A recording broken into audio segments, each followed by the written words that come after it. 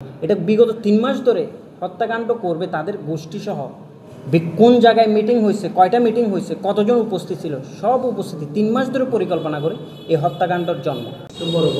বিগত 29 তারিখ 9 মাস 2025 তারিখ যারা আমার ভাই সৌদি প্রবাসী কোরআনে হাফেজ মরহুম আমজাদ এরশাদকে পূর্ব পরিকল্পিতভাবে হত্যা করেছে, তারা হচ্ছে এলাকার শিক্ষিত, নামদারি এবং প্রভাব বিস্তারকারী এলাকার চিহ্নিত সন্ত্রাসী খুনি প্রকৃতির লোক।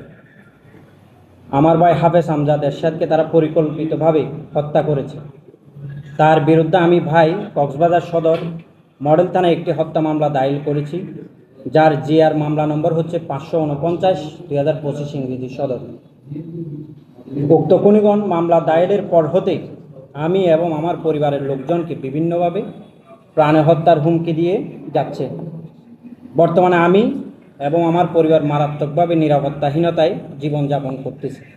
আমি আপনাদের মাধ্যমে দেশের মানুষ এবং দেশের আইনশৃঙ্খলা বাহিনীর প্রতি বিনীত অনুরোধ করছি যে আমার ভাইয়ের হত্যাকারী খুনি আসামিদের দ্রুত গ্রেপ্তার করে দৃষ্টান্তমূলক শাস্তির ব্যবস্থার অনুরোধ করছি। প্রিয় সাংবাদিক ভাইয়েরা, আমার ভাইকে যারা হত্যা করেছে তারা এলাকায় চিহ্নিত প্রভাবশালী এবং বিভিন্ন অপকর্মের হোতা সিরাজুল হক শাহজাহান এবং 16 নম্বর আসামি আজানুল হক লেলিন কর্তৃক আর্থিকভাবে প্রশাসনের উচ্চ পর্যায়ের কর্মকর্তাকে ম্যানেজ করে এবং ম্যানেজ করলে আসামিগণ আরও বেপরোয়া হয়ে উঠছে।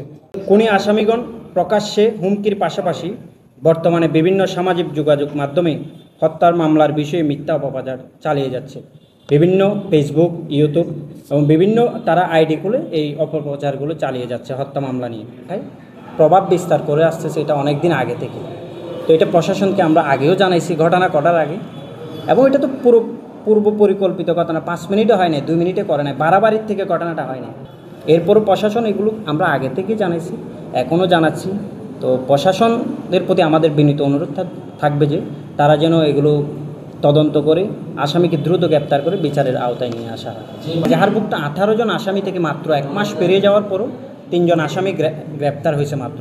আরও 15 জন আসামি বাইরে থাকার কারণে তারা বিভিন্নভাবে হুমকি দামকি দিচ্ছে এবং নতুন পরিকল্পনা করছে। যেমন তারা বিভিন্ন মাধ্যম দিয়ে আমাদেরকে এখনও পর্যন্ত হুমকি দামকি দিচ্ছে, আরও পরিকল্পনা আছে তাদের।